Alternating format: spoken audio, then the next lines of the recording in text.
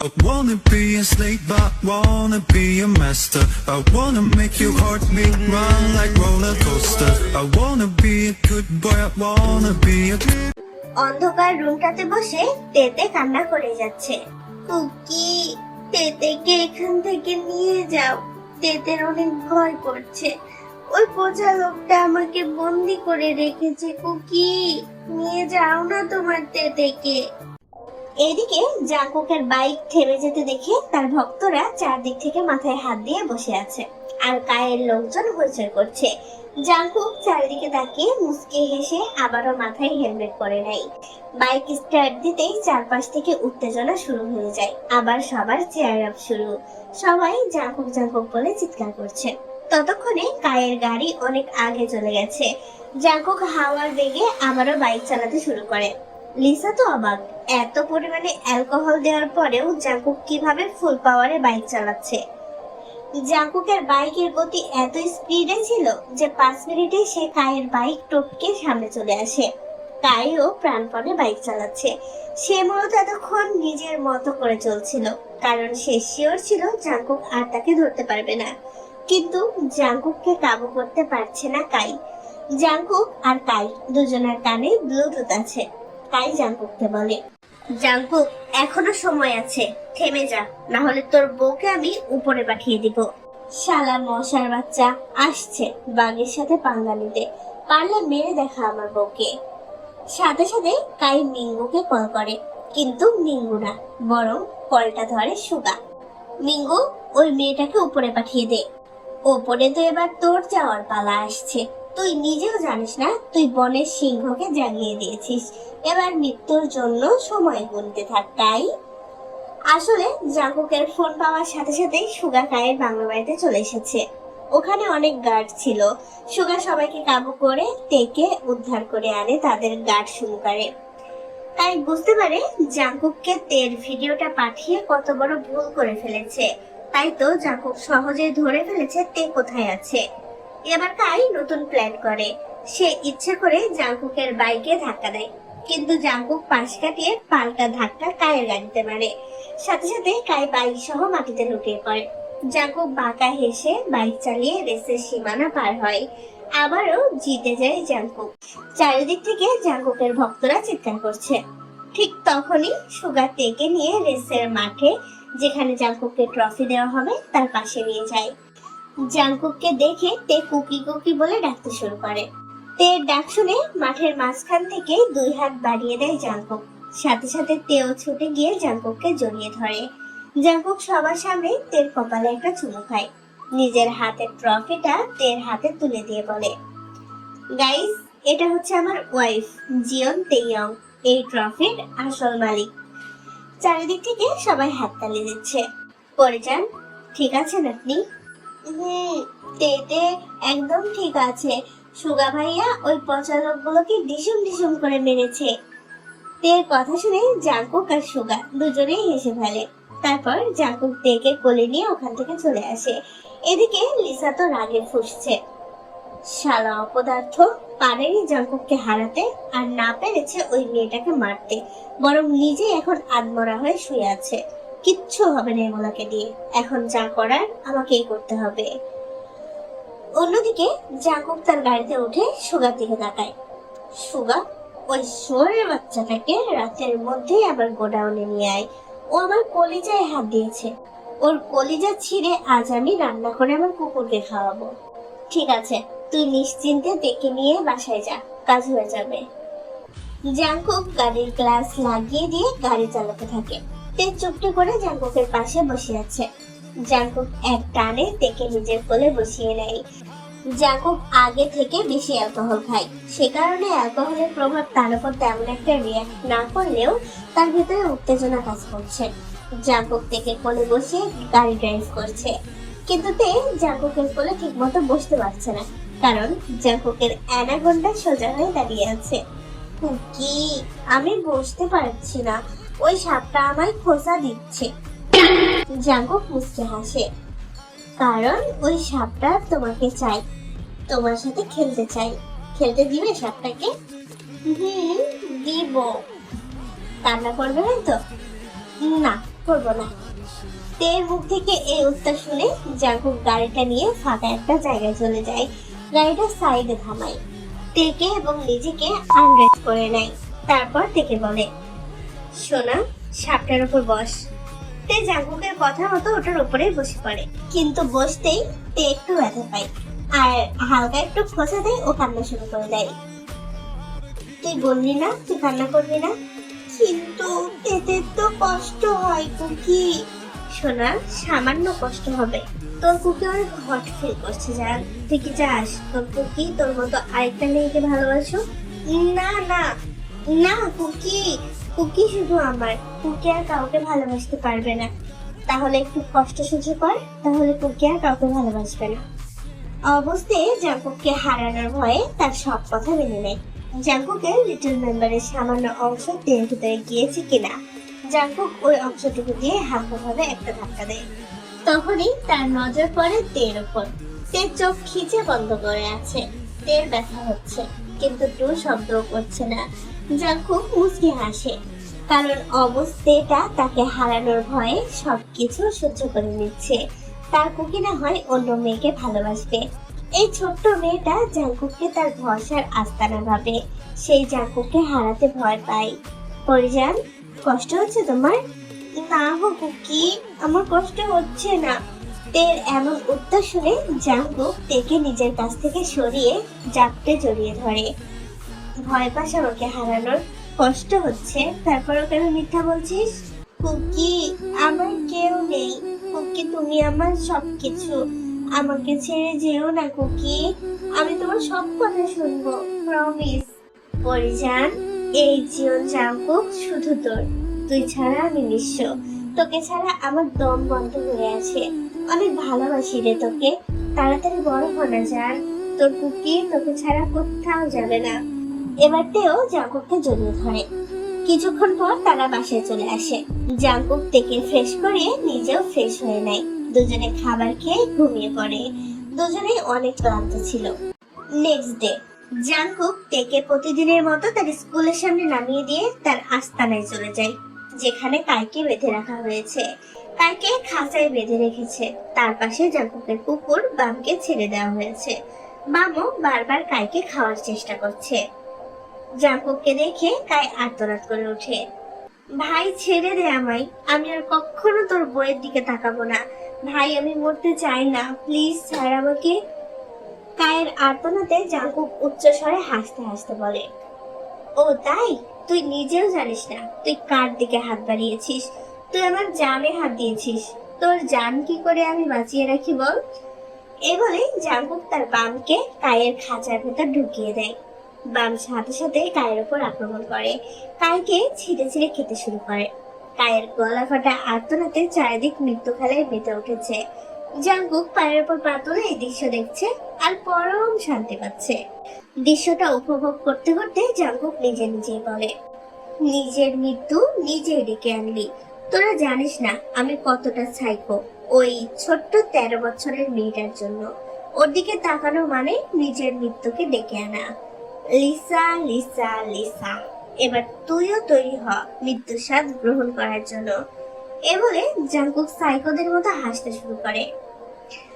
অন্যদিকে তের স্কুলে সুবিন আবারও তেকে বিরক্ত করছে। এই সুন্দরী, কথা বলো না কেন আমার সাথে? তুমি কি রাগ করেছো? বলেছি না আমার কুকি রাগ করবে তোমার সাথে কথা বললে। তে আমার তোমাকে অনেক ভালো লাগে, তুমি এত সুন্দরী কেন গো? এদিকে জাঙ্কুক তেকে নিতে এসে ক্লাসের বাইরে থেকে সবটা দেখছে। জাঙ্কুক এসেছিল তের স্কুলের প্রিন্সিপালকে ধোলাই করতে। তারা থাকতে তে কিভাবে কিডন্যাপ হয়, কিন্তু এই দৃশ্য দেখে তার রাগ চরমে উঠে গেছে। সে রাগে স্কুলের দেয়ালে একটা ঘুষি মারে আর মনে মনে ভাবে, কুত্তার সাও, তোকেও দুনিয়া থেকে সরাতে হবে। আমার থেকে ভালো লাগে তোর, তাই না? তোর চোখ যদি নাক ফুলে আমি মার্বেল খেলেছি, তাহলে আমার নামও জীবন জাঙ্কুক না। জাঙ্কুকের হাত থেকে দেওয়ালে কুচি মারার জন্য রক্ত পড়ছে, কিন্তু সেদিকে তার কোনো খেয়াল নেই। সে তো তের পাশে সুবিনকে দেখে জেলাস ফিল করছে। পরিজান শুধু এই জীবন জাঙ্কুকের, সে ব্যতীত অন্য কেউ তার দিকে তাকালেও জাঙ্কুক তাকে লাশ বানিয়ে ছাড়বে। এই বয়সে তোকে মারতে আমার কষ্ট হবে, বাট কিচ্ছু করার নেই। তোর মৃত্যুর জন্য তুই নিজেই দায়ী থাকবি। এটা ভেবে জাংকুকের মুখে একটা বাঁকা হাসি ফুটে ওঠে। এবার সে তের ক্লাসরুমে প্রবেশ করে। তে জাংকুককে দেখেই ভয় পেয়ে যায়। জাংকুকের চোখ অসম্ভব লাল হয়ে আছে। জাংকুক সুবিনের দিকে ভয়ঙ্কর ভাবে তাকিয়ে আছে। তে বুঝতে পারে জাংকুক সুবিনকে কিছু করে বসবে। পরিস্থিতি সামলাতে তে বলে, কুকি তুমি কখন এলে? অনেক আগে এসেছি। এই ছেলেটার সাথে কি কথা হচ্ছে তোমার? তে কিছু বলার আগে সুবিন আগ বাড়িয়ে বলে, আপনি নিশ্চয় কুকি আঙ্কেল। আমি তেতের বন্ধু। তে আমাকে আপনার কথা বলেছে। আপনি তো তেতেরও আঙ্কেল, তাই না? আঙ্কেল, আমি তেতেকে ভীষণ পছন্দ করি। আমি ওকে বিয়ে করতে চাই। আপনি একটু ম্যানেজ করে দিন না। সুবিনের কথা বাকিটা শেষ হওয়ার আগে জাংকুক সুবিনকে এত জোরে থাপ্পড় মারে, বেচারা মাছির মতো ঘুরতে থাকে। শালা পকিং ডিএনএ, কে তেতের আঙ্কেল? আমাকে দেখে আঙ্কেল মনে হয়? আমি তের husband, she is my wife.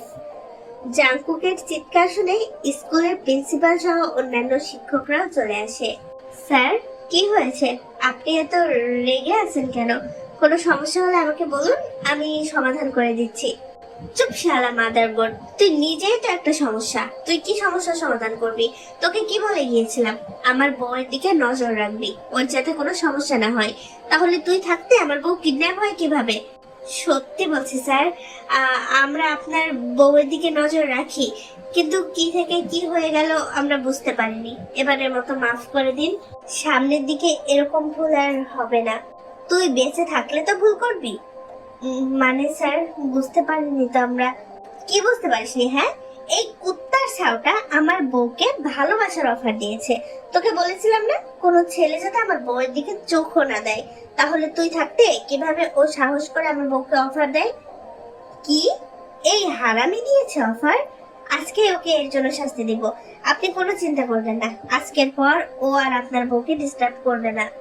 ইস, সব কথা আপনার কথা মতো হবে আর কি।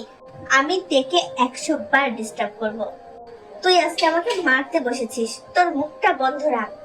প্রিন্সিপাল আরো কিছু বলতে যাবে, তার আগে জাংকুক প্রিন্সিপালের মাথায় গুলি দাগ করে। কি রে, কিসের শিক্ষক তুই? তোর কথা তোর স্টুডেন্ট শুনে না। তুই বেঁচে থেকে লাভ কি? আরো সরকারের লস, তোর পেছনে টাকা খরচ করছে। এই বলে গুলিতে চাপ দিতে যাবে, তার আগে প্রিন্সিপাল ভয়ে ওখানে 1 নাম্বার ছেড়ে ফেলে। জাংকুক সেটা দেখে মুচকি হাসে, বন্দুক সরিয়ে ফেলে। নেক্সট টাইম এরকম ভুল করলে প্যান্ট ভিজানোরও সময় পাবি না। তারপর দেখে কোলে তুলে নেয় আর সুবিনের দিকে তাকিয়ে বলে, আজকের মতো বেঁচে গেলি, দ্বিতীয়বার এই ভুল করলে বাঁচানোর সুযোগ পাবি না। Mind it. এ বলে জাংকুক থেকে কোলে করে স্কুল থেকে বাইরে চলে আসে। জাংকুক গাড়ি ড্রাইভ করছে আর সিগারেট খাচ্ছে। রেগে গেলে স্মোকিং বেশি করে জাংকুক, না হলে সিগারেট তেমন একটা খায় না। জাংকুক রাগ কন্ট্রোল করতে না পেরে একের পর এক সিগারেট খাচ্ছে। সিগারেটের গন্ধে তের নিঃশ্বাস নিতে কষ্ট হচ্ছে। এবার তে কাশতে শুরু করেছে। তেকে কাশতে দেখে জাংকুক তড়িঘড়ি করে সিগারেট গাড়ি জানালা দিয়ে ফেলে দেয়। কি হয়েছে জান, কষ্ট হচ্ছে তোর নিঃশ্বাস নিতে? পচালো, কথা বলবে না আমার সাথে। তুমি পচা জিনিস খাও। তোর জন্য তো খাচ্ছি। তোকে কারোর সাথে দেখলে আমার সহ্য হয় না, বলেছি না? তেতে বলেছে তেতে শুধু কুকিকে ভালোবাসে। তাহলে পচা জিনিস কেন খাও, পচা লোক? ঠিক আছে সোনা, আর খাবো না, শান্ত হ।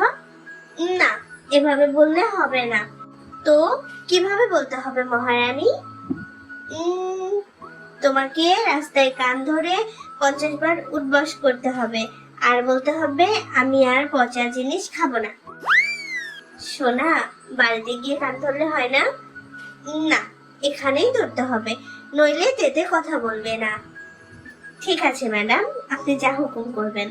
কথাটা বলেই জাংকুক গাড়ি থেকে নেমে রাস্তায় চলে আসে আর 50 বার কান ধরে উঠবস করতে করতে বলে, আমি আর কখনো পচা জিনিস খাবো না। আমি আমার পরিজনের সব কথা মেনে চলবো। রাস্তায় সবাই হা করে জাংকুকের কাণ্ড দেখছে, আর তে জানালা দিয়ে দেখছে আর খিলখিল করে হাসছে। সে রাস্তা দিয়ে জিমিন আর সুগা অফিসের উদ্দেশ্যে যাচ্ছিল। জাংকুকের কাণ্ড দেখে তারাও হেসে লুটোপুটি। সুগা গাড়ি থেকে নেমে জাংকুককে রাগানোর জন্য বলে, দ্য গ্রেট জিয়ন জাংকুক, যার ভয়ে বাঘে মহিষে এক ঘাটে জল খায়। সে নাকি বউয়ের কাছে ভেজা বিড়াল। এই দিনও দেখতে হলো। ইয়া মাবুদ, শালা সুযোগের সদ্ব্যবহার করছিস। আর একটা কথা বললে এখানে সারাদিন কান ধরে দাঁড় করিয়ে রাখবো। এই বলে জাঙ্কুক সুগাকে দৌড়ানি দেয়। নেক্সট ডে, পরের দিন সকাল থেকে জাঙ্কুক অনেক বিজি। তেকেও ঠিক মতো সময় দিচ্ছে না। জিমিনও আজ তাদের বাসায়। জিমিন তেকে খাইয়ে দিয়েছে। সুগাও আছে জাঙ্কুকের বাসায়। কোনো কাজ নিয়ে তারা অনেক বিজি। তে ভেবেছে কাল হয়তো তার কুকিকে কান ধরে উদ্ঘোষ করানোর জন্য তার কুকি রাগ করেছে। জাঙ্কুক মোবাইলে কারোর সাথে কথা বলছিল। তখন তে গিয়ে জাঙ্কুককে জড়িয়ে ধরে। কুকি, তেতে অনেক সরি। তেতে আর কখনো কুকিকে কান ধরাবে না। তুমি কি রাগ করেছো কুকি? না কলিজা, কুকি রাগ করেনি। পুরো কুকিটাই তো তোমার, যেমন খুশি করতে পারো। কুকি বিজি যান, পরে তোমাকে অনেক সময় দেব। এখন জিমিন আপুর কাছে যাও।